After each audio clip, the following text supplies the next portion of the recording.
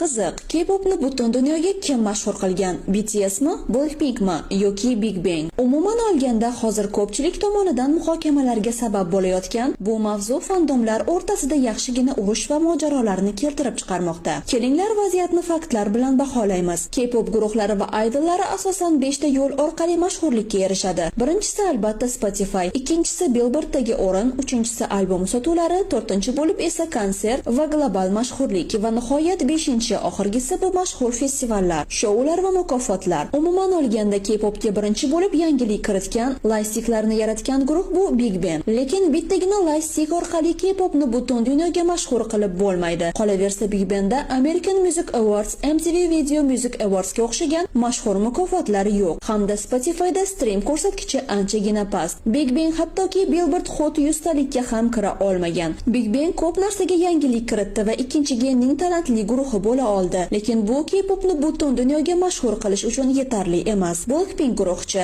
Albatta, Blackpink ham K-popni butun dunyoga tarqalishiga katta hissa qo'shgan, lekin bu hali ham Blackpink paved the way deyish uchun yetarli emas. Chunki Blackpinkda American Music Awards yo'q va Billboard Music Awards ham atigi bittagina. Spotify'dagi jami stream 2025-yil 7-oktyabr holatiga ko'ra 15 milliarddan ko'proq natijaga ega. Albatta, bu anchagina yuqori stream. Qolaversa Blackpink mashhur joylarda chiqqan, konsert bergan, misol uchun Coachella, Wembley va boshqalar. Va bu K-pop uchun anchagina yuqori ko'rsatkich, chunki Coachella uchun Blackpink yo'l ochgan. Bu orada yana bitta chigal mavzuga izoh berib ketmoqchiman. Liza va Oskar muammosi. Liza Oskar uchun yo'l ochmagan. Liza shunchaki Doja Cat sababli Oskarga mehmon bo'lgan. Faktlar esa mana ko'rib turibsiz. Qachonki Liza Oskarga o'zi qatnashuvchi sifatida borsagina, o'shanda u yo'l ochgan hisoblanadi. Lekin hozircha unday emas. Xo'sh, BTS guruhi nimalarga egaki u yo'l ochganini K-pop idollari tan olgan. Kelinglar fakt asosida ko'rib chiqamiz. K-popda umumiy bor bo'lgan 14 ta American Music Awards'ning 13 tasi BTSga tegishli. 2025-yil